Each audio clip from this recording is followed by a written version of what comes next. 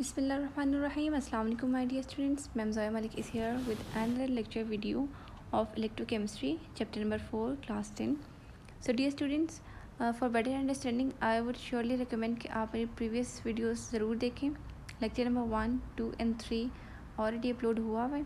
इससे आपको coming topics भी easily समझ आएंगे और previous concepts भी आपके अच्छे से develop हो जाएंगे.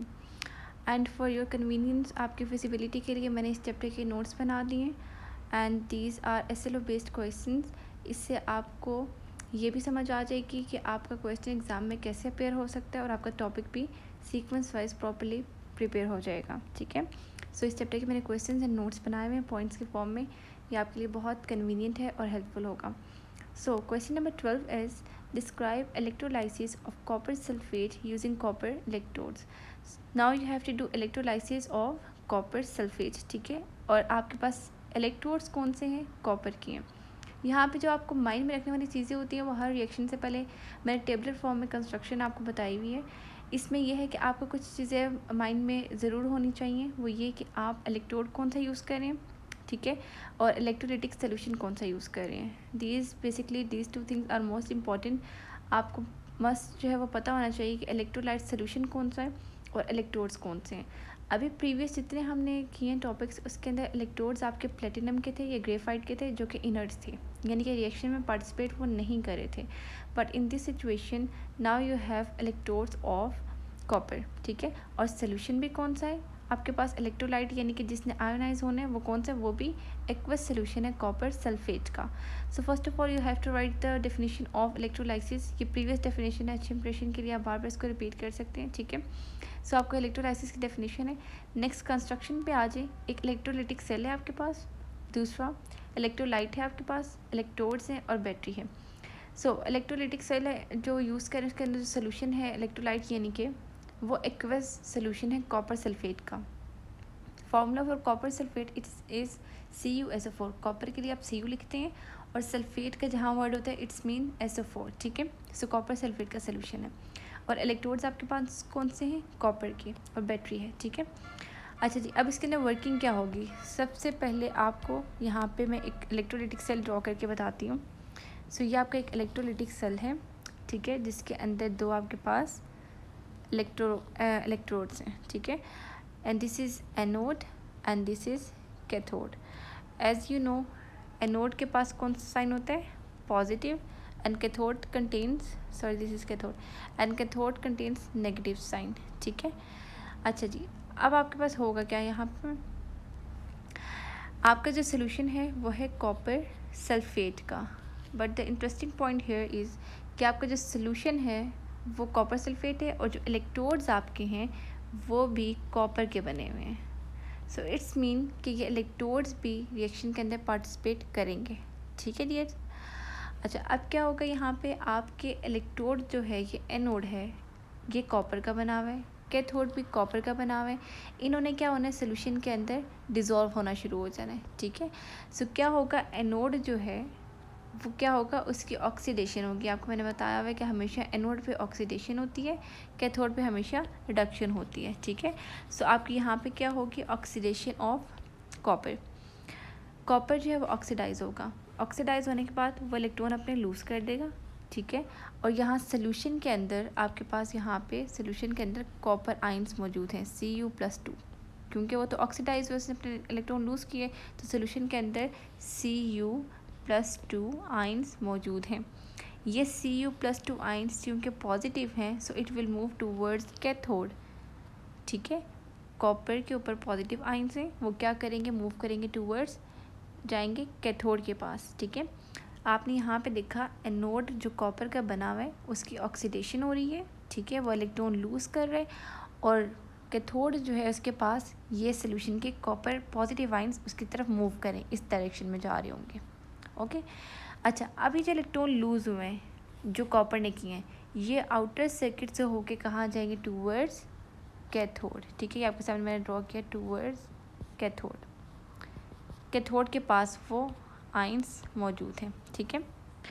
अच्छा, अब ये इलेक्ट्रॉन जो आउटर सर्किट से होके आगे कैथोड के ऊपर, कैथोड पे ऑलरेडी कैथोड पे ऑलरेडी कॉपर आयंस मौजूद हैं जो क्या करेंगे, ये इलेक्ट्रॉन्स को गेन करेंगे और कॉपर मेटल में कन्वर्ट हो जाएगा। ठीक है, इस तरह क्या हुई कि कैथोड के ऊपर कॉपर की रिडक्शन हुई है और एनोड के ऊपर कॉपर की ऑक्सीडेशन हुई है। एनोड पे कॉपर ने अपने इलेक्ट्रॉन लूज़ किए हैं, ठीक है, और कैथोड पे जो कॉपर आयन सोल्यूशन गए थे उन्होंने इनकमिंग इलेक्ट्रॉन्स को लेकर उन्होंने क्या हो गया, वो रिड्यूस्ड हो गए। ठीक है, यहाँ पे अब मैं आपके सामने वर्किंग स्टडी करूँगी ताकि आपको अच्छे से ये टॉपिक समझ आ जाए। ये जो प्रोसेस हुआ ये आप माइंड में डायग्राम रखिएगा, इससे आपके लिए ईजी होगा जब मैं स्टेटमेंट्स पढ़ूँगी तो उसको रीड करना। ओके, यहाँ पे है वर्किंग है आपके पास during electrolysis we are using copper electrodes. ठीक है, कॉपर के हम इलेक्ट्रोड्स यूज़ कर रहे हैं इलेक्ट्रोलाइसिस में, यही यहाँ पे ट्विस्ट था एक। ठीक है, बाकी जो हमने रिएक्शंस किए थे उसके अंदर हमने इनर्ट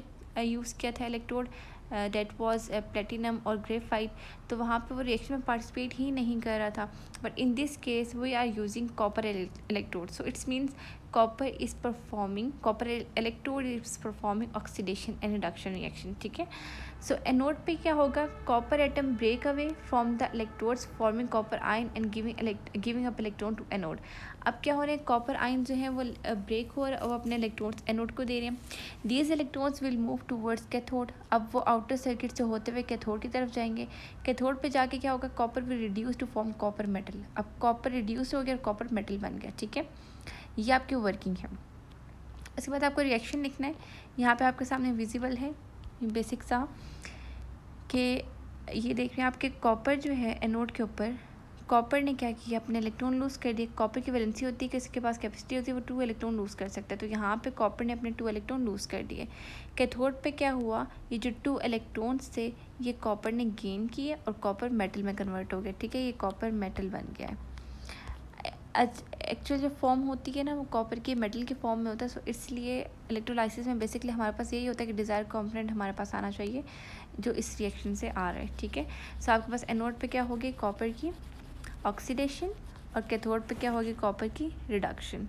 ठीक है, ओके, और आउटपुट आपके पास यहाँ पे क्या आया, कॉपर मेटल आ गया। ठीक है, कॉपर मेटल कैथोड पे आपके पास आ गया। ओके जी, ये वाला कॉन्सेप्ट अपने माइंड में रखना है जो अभी हमने किया है, because it is the most important process for the next question.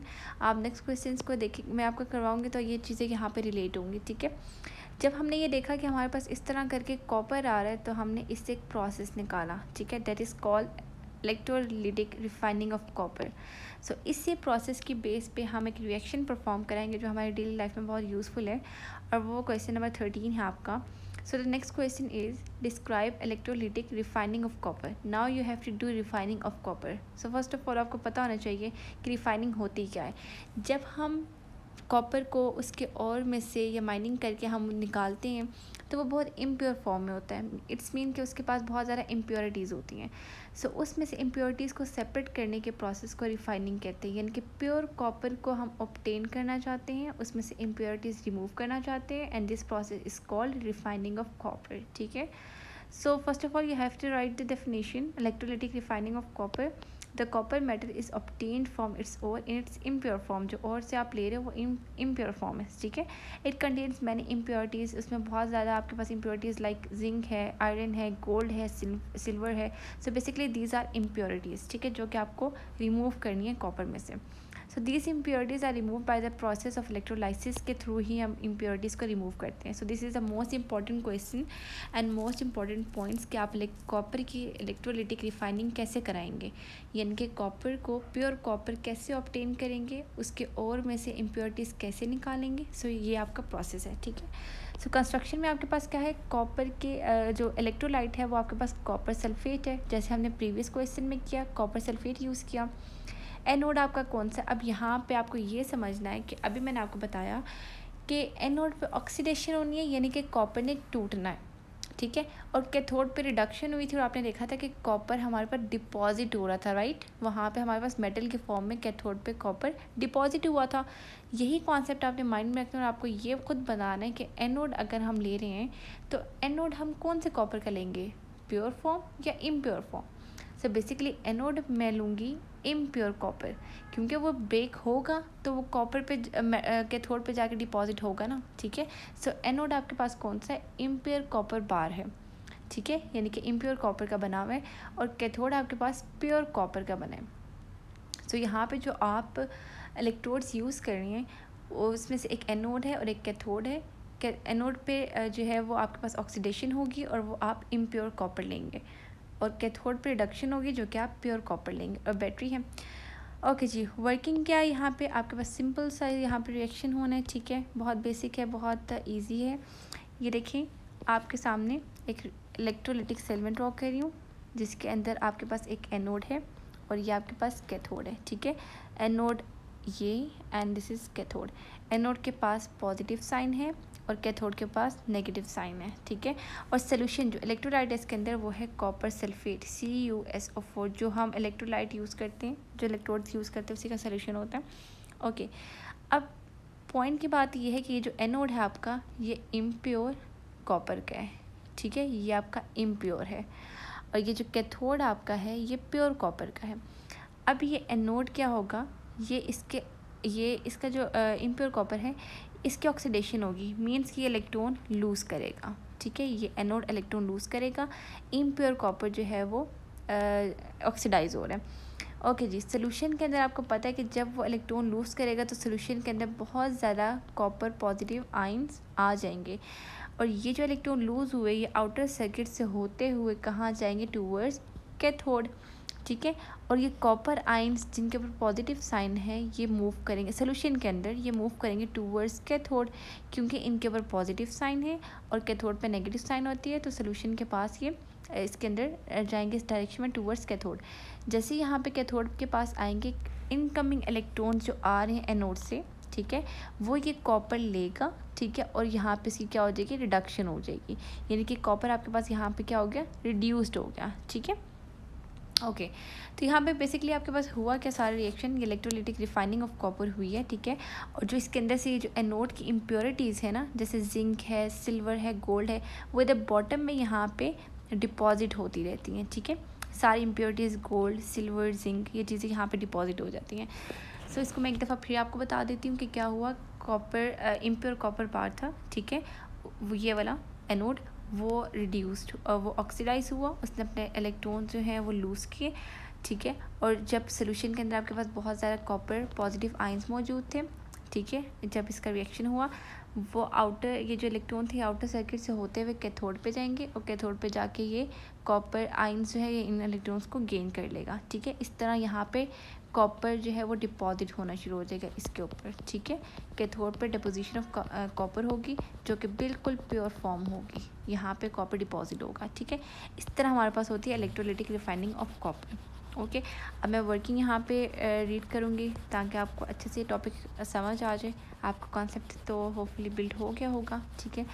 Okay जी, यहाँ पे वर्किंग जो आपके पास मेंशन है वो है on passing electricity copper anode breaks down to form copper ions, ठीक है, कॉपर आयंस बन गए, ठीक है। इम्प्योर कॉपर की ब्रेकडाउन होगी, oxidation will occur at anode, these electrons will move from anode to cathode, copper ions will move towards cathode. अब जो सोल्यूशन के अंदर कॉपर आयन है वो कैथोड पे जाएंगे, at cathode these copper ions will reduce to form copper metal and copper anode will gradually decompose, ठीक है। अब वो आहिस्ता आहिस्ता ख़त्म हो रहा है, कॉपर एनोड जो है वो इम्प्योर बार है वो आहिस्ता आहिस्ता ख़त्म हो रहा है, क्योंकि उसके इलेक्ट्रॉन तो फ्लो करके जा रही है ना कैथोड के पास, और जो इम्प्योरिटीज़ थी वो तो बॉटम में कलेक्ट हो रही हैं। Copper cathode will gain mass due to deposition of copper on it, ठीक है। अब एनोड आहिस्ता आहिस्ता ख़त्म हो रहा है और कैथोड पे जो है लेयरिंग आ रही है कॉपर मेटल की, ठीक है। सो आपके सामने रिएक्शन लिखा हुआ है, एनोड पे ऑक्सीडेशन हुई, कॉपर ने अपने 2 इलेक्ट्रॉन लूज़ किए, ठीक है, और कैथोड पे यही कॉपर आयंस ने वो 2 इलेक्ट्रॉन गेन करके कॉपर मेटल बना लिया, और आउटपुट आपके पास क्या है, 99.95% आपके पास प्योर कॉपर आया है। और ये डायग्राम आपके सामने विजिबल है, बॉटम में आपके नज़र आ रहा होगा, यहाँ पे ये आपकी जो बॉटम में इम्प्योरिटीज़ ये कलेक्ट हुई हुई हैं, ठीक है, ये इम्प्योरिटीज़ हैं, और ये आपका इम्प्योर कॉपर है, ये प्योर कॉपर का बार है, ठीक है। सो इधर आउटर सर्किट से इलेक्ट्रॉन जाते हैं, यहाँ पे जाते हैं, ठीक है, और इसके ऊपर डिपॉजिट होते हैं, ऐसे लेयर्स बनती जाती हैं। So this was your electrolytic refining of copper. Hopefully आपको क्वेश्चन अच्छे से समझ आया होगा। डायग्राम भी बहुत ज़्यादा इंपॉर्टेंट है, आपको डायग्राम पे भी फोकस करना है और हर क्वेश्चन के साथ डायग्राम ज़रूर ड्रॉ करनी है। ओके जी, next question is describe electrolysis of halide compounds. First of all you must know कि हैलाइड कंपाउंड्स होते क्या हैं। सो हेलोजेंस तो आपको पता होगा, जैसे कि chlorine, fluorine, bromine, iodine, these are halogens. But जब ये एक इलेक्ट्रॉन गेन करके अपना वैलेंस शेल कंप्लीट कर लेते हैं तो आप इसको हैलाइड बोलते हैं, ठीक है। सो हैलाइड कौन से होते हैं, फिर उनके नाम क्या बन जाते हैं, फ्लोराइड, क्लोराइड, ब्रोमाइड, आयोडाइड, ठीक है, इनको हैलाइड्स बोलते हैं, halide compound. After gaining electron, जब इलेक्ट्रॉन ने गेन नहीं किया होगा, इनका वैलेंस शेल इनकम्प्लीट होगा। वैलेंस शेल में जब इनके 7 इलेक्ट्रॉन्स होंगे तो आप इनको जस्ट हेलोजेंस बोलेंगे because they belong to group number 7, right. अभी आपके पास क्या है कि ये हैलाइड है बिकॉज इन्होंने अपना वैलेंस शेल कंप्लीट कर लिया आफ्टर गेनिंग 1 इलेक्ट्रॉन, ठीक है। ओके जी, ड्यूरिंग इलेक्ट्रोलाइसिस प्रोडक्ट्स डिपेंड। अब क्या है कि इलेक्ट्रोलाइसिस अगर आप हैलाइड कंपाउंड्स की करवा रहे हैं तो ये डिपेंड करते हैं कि आपने सोल्यूशन डाइल्यूट लिया है या कंसनट्रेटेड लिया है। मैंने अभी तक आपको जितने रिएक्शंस करवाए हैं उसके अंदर आपने देखा था जब सोल्यूशन आपका कंसनट्रेटेड था तो प्रोडक्ट्स क्या आए थे, जब सोल्यूशन आपका डाइल्यूट था तब आपके पास क्या प्रोडक्ट्स आए थे, ठीक है। सो ये डिपेंड करता है आप सोल्यूशन डाइल्यूट ले रहे हैं या कंसनट्रेटेड ले रहे हैं, और ये डिटेल से हम प्रीवियस टॉपिक्स के अंदर डिस्कस कर चुके हैं, ठीक है। Next question is describe electrolysis of dilute halide solutions, ठीक है। अब अगर आपके पास डाइल्यूट, अब थोड़ा सा उसको और जस्टिफाई मैंने किया कि अगर आप इलेक्ट्रोलाइसिस डाइल्यूट हैलाइड कंपाउंड्स की करवा रहे हैं, जैसे कि हम माइंड में रख लेते हैं डाइल्यूट हैलाइड कंपाउंड्स NaCl को रख लेते हैं, और डाइल्यूट मीन्स कि उसमें वाटर की कंसनट्रेशन ज़्यादा है और NaCl बहुत कम अमाउंट में, ठीक है। सो डाइल्यूट सोल्यूशन होगा। हैलाइड आप बेशक कोई भी ले लें, आप हम NaCl ले रहे हैं, ठीक है। ओके, अगर डाइल्यूट हैलाइड की करवाएंगे तो आपके पास एनोड पे, ठीक है, ऑक्सीडेशन होती है। तो जब आपके सोल्यूशन के अंदर आप जैसे डाइल्यूट हैलाइड सोल्यूशन आप अपने माइंड में रखें कि इस कंडीशन में आपके पास क्या क्या होगा, जैसे कि NaCl है ना, ठीक है, ये टूटेगा तो आपके पास क्या आएगा, sodium ions and chloride ions. इसी तरह वाटर है, वाटर की ब्रेकडाउन होगी तो कौन से 2 आइंस आएंगे, हाइड्रोजन आइंस एंड हाइड्रोक्साइड आइन, और इसमें आपके पास हाइड्रोजन आइंस एंड हाइड्रोक्साइड आइन की कंसनट्रेशन ज़्यादा होगी। रीज़न क्या है, सोल्यूशन डाइल्यूट है, NaCl कम होगा, ठीक है, इसलिए तो डाइल्यूट सोल्यूशन है। तो जब ऐसी कंडीशन जिसमें वाटर ज़्यादा होगा यानी कि हाइड्रोजन आइंस और हाइड्रोक्साइड आइंस ज़्यादा होंगे तो क्या होगा, एनोड पे हमेशा ऑक्सीडेशन गैस प्रोड्यूस होगी। अब इसको डिटेल से समझने के लिए मेरी प्रीवियस वीडियोस आप सुने लेक्चर्स, उसमें डिटेल से मैंने बताया कि ऑक्सीजन कैसे प्रोड्यूस हुई है, ठीक है, क्योंकि वाटर मॉलिक्यूल जो है वो इसमें कम्पीट करेगा for the position. Okay, cathode पे आपके पास क्या बनेगा, हाइड्रोजन गैस प्रोड्यूस होगी, ठीक है, कैथोड पे हाइड्रोजन गैस बनेगी और एनोड पे आपके पास क्या बनेगी, ऑक्सीजन गैस। अच्छा जी, ये तो था जब डाइल्यूट होगा। जब आपके पास नेक्स्ट क्वेश्चन आपके पास describe electrolysis of concentrated halide solution. अब सोल्यूशन आपके पास कंसनट्रेटेड है यानी कि NaCl को आप माइंड में रखिए वाटर के अंदर है बट बहुत ज़्यादा अमाउंट में, जैसे हमने ब्राइन वाला रिएक्शन किया था प्रीवियस लेक्चर में, ठीक है। ब्राइन के अंदर मैंने आपको बताया था कि NaCl की कंसनट्रेशन बहुत ज़्यादा होगी और वाटर बहुत ज़्यादा कम होगा, ठीक है। NaCl ज़्यादा है सो मतलब सोडियम आइंस एंड क्लोराइड आइन ज़्यादा है, हाइड्रोजन और हाइड्रोक्साइड आइन कम है। इस कंडीशन में क्या होगा, इस कंडीशन में आपने याद रखना है कि एनोड पे क्या होगी, हेलोजन प्रोड्यूस होगा, लाइक क्लोरीन गैस प्रोड्यूस हो सकती है अगर आपने NaCl यूज़ किया हुआ है।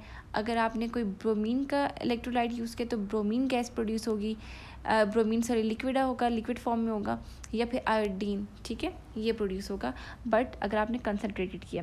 लेकिन कैथोड पे क्या होगा, कैथोड पे हमेशा हाइड्रोजन गैस ही प्रोड्यूस होती है, ठीक है। ये भी प्रीवियस लेक्चर्स में मैंने डिटेल से आपको बताया था कि जब आप वाटर का सोल्यूशन साथ ले लेते हैं ना तो हाइड्रोजन जो है वो कम्पीट करता है हर पॉजिटिव आइन को, ठीक है, अनटिल और अनलेस उसके कंपैरिजन में कोई कॉपर आइन नहीं आ जाता, अदरवाइज हाइड्रोजन ही हमेशा टेक ओवर करता है। ओके, जैसे कि कंसनट्रेटेड सोल्यूशन ऑफ NaCl है तो आपके पास एनोड पे क्या बनी, क्लोरीन गैस बनी, ठीक है। तो जब आपके पास NaCl यानी कि हाइड्रोक्साइड आइंस होंगे और क्लोराइड आइंस होंगे, और अगर क्लोराइड आइंस आपके पास ज़्यादा होंगे तो ऑब्वियसली आपके पास क्लोरीन गैस प्रोड्यूस होगी, राइट, ठीक है। So this is a difference between concentrated and dilute solution. So key point आपके पास क्या है कि डाइल्यूट सोल्यूशन अगर होगा तो ऑक्सीजन प्रोड्यूस होगी एनोड पे due to presence of hydroxide ion in large amount, ठीक है, कि हाइड्रोक्साइड आइन ज़्यादा अमाउंट में मौजूद होंगे तो ऑक्सीजन गैस प्रोड्यूस होगी एनोड पे, राइट। और अगर कंसनट्रेटेड होगा तो आपका हेलोजन प्रोड्यूस होगा बट कैथोड पे हमेशा हाइड्रोजन गैस ही प्रोड्यूस होगी, ठीक है। So this is our today's lecture. Hopefully आपको समझ आया होगा. And dear students, don't forget to like, share and subscribe. And most important thing, ये जो आपके सामने स्क्रीन पे विजिबल हैं क्वेश्चंस, ये नोट्स के फॉर्म में, बुलेट्स के फॉर्म में मैंने टॉपिक SLO बेस्ड क्वेश्चंस बनाए. And if you want these notes in soft form, do DM me on Instagram Zoya academy 1 के नेम से है. आप ज़रूर DM करें. सो मैं आपको ये नोट्स शेयर कर दूँगी. Thank you so much for watching this video. Take care. अल्लाह हाफिज़.